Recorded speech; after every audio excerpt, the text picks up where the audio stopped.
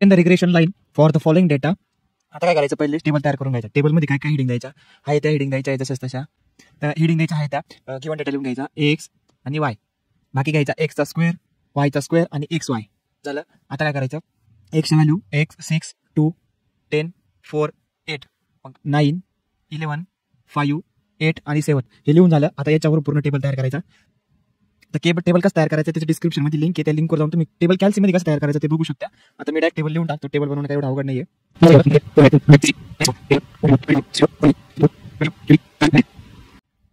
आता काय करायचं आहे, आता जर टेबल नाही बनवलं तरी चालेल. कॅल्सीमध्ये डायरेक्ट यांचं समेशन कसं काढायचं, मोड प्रेस करायचं, मोड बटन प्रेस करायचं, त्याच्यानंतर 3 प्रेस करायचं, त्याच्यानंतर 2 प्रेस करायचं. आता जो गिवन डेटा आहे तो कॅल्सीमध्ये पुट करायचा सगळा.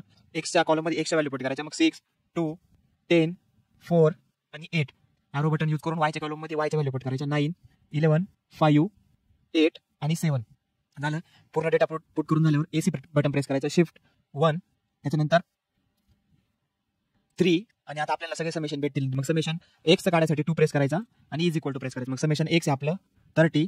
त्याच्यानंतर परत एसी प्रेस करायचं, एसी शिफ्ट 1 समेशन परत 3. आता समेशन वायचं काढायचं, मग 4 प्रेस करायचं, 4 इज इक्वल टू. आता वायचं समेशन किती आहे 40. आता नेक्स्ट शिफ्ट 1 परत 3. आता समेशन काढायचं एक्स स्क्वेअरचं, मग 1 प्रेस करायचं इज इक्वल टू मग 220. आता त्याच्यानंतर वायचं, मग परत शिफ्ट 1 3 समेशन वाय स्क्वेअरचं 3 नंबरला आहे, मग 3 इज इक्वल टू 340.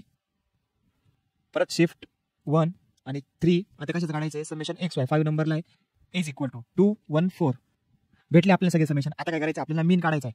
मीन पण काढायची गरज नाही, कॅल्सीमध्येच आपल्याला मीन भेटून जातो. पण जर काढायचं असेल तुम्हाला कॅल्क्युलेशन करून, तर त्यासाठी फॉर्म्युला आहे X bar is equal to summation X divide by N is equal to 30 divide by, आता एन किती आपला नंबर ऑफ डेटा किती 1 1 2 3 4 5 6 5 सॉरी 30 ने 5 म्हणजे आपला एन इज इक्वल टू 5. आता 30 divide by 5 is equal to किती आपला 6. आता हेच आपण कॅल्सीमध्ये काढू, शिफ्ट 1 4. आता काय काढायचं आपल्याला एक्स बार, मग 2 प्रेस करायचा इज इक्वल टू 6 आला आपला. आता तसंच वाय बार पण काढून घेऊ. Y bar is equal to summation y divide by N is equal to summation y किती 40 divide by 5 is equal to किती येईल आपलं 8. आता कॅल्सीमध्ये चेक करू बरोबर येतं का नाही आपलं.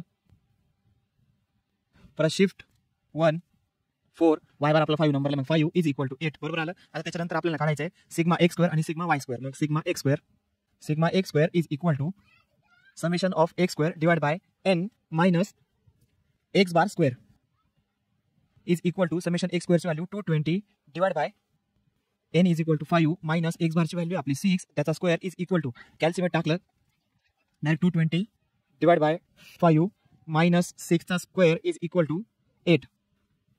आता सिग्मा वाय स्क्वेअर, मग sigma y square is equal to summation of y square divide by n minus y बारचा square is equal to summation y bar किती आपलं 340 divide by N is equal to 5 minus y बारची value आपली 8 आणि त्याचा square is equal to परत कॅल्सीट टाकू 340 divide by 5 minus 8 चा स्क्वेअर इज इक्वल टू 4. आता आपल्याला काढायचं आहे कोव्हेरियन्स ऑफ एक्स वाय. तर कोव्हेरियन्स ऑफ एक्स वाय साठी फॉर्म्युला आहे covariance of x y is equal to, तर त्यासाठी फॉर्म्युला आपल्या summation of x y divide by n minus x bar multiply by y bar.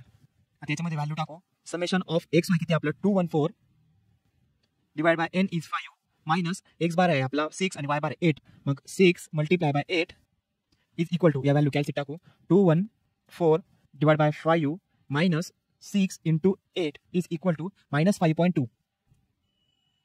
आता झाला कोव्हेरियन्स झाला आपला. आता त्याच्यानंतर आता आपल्याला काढायचं आहे b y x is equal to, आता बी वाय एक्स कसा काढायचा covariance of x y divide by sigma x square is equal to the covariance of x y minus 5.2 divide by sigma x square किती आहे 8 is equal to answer येईल आपलं minus 0.65.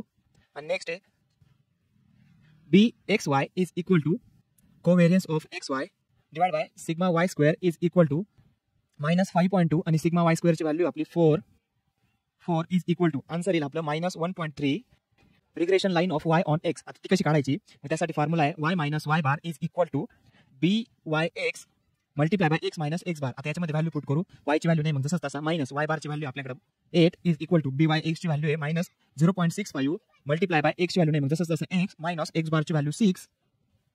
आता Y bar जसं तसं ठेवलं Y minus Y minus 8 is equal to minus 0.65 ने multiply केलं एक्स आणि मायनस 6 ला, मग minus 0.65 x minus 0.6 multiply by minus 6 is equal to 3.9 y जसा तसा खाली घ्यायचा y इज इक्वल टू आता -8 लेफ्ट साईडला मायनस आहे राईट साईडला जाताना काय होईल प्लस मग 0.65 x प्लस 3.9 प्लस 8 किती येईल आन्सर आपलं 3.9 प्लस 8 इज इक्वल टू 11.9 हे झालं आपलं regression line of y on x आता regression line of x on y तर त्यासाठी फॉर्म्युला आहे x minus x bar is equal to bxy multiply by y minus y bar is equal to आता x ने x ची value नाही मग x जसा तसा घेतला मायनस x बारची value 6 is equal to bxy ची व्हॅल्यू -1.3 मल्टिप्लाय बाय y ची व्हॅल्यू नाही मग y जसा तसा मायनस y बारची व्हॅल्यू 8 आता x मायनस 6 जसा तसा खाली घेतला -1.3 ने मल्टिप्लाय केलं या ब्रॅकेटला आन्सर येईल -1.3 y आणि 1.3 ने मल्टिप्लाय केलं -8 ला तर आन्सर येईल 10.4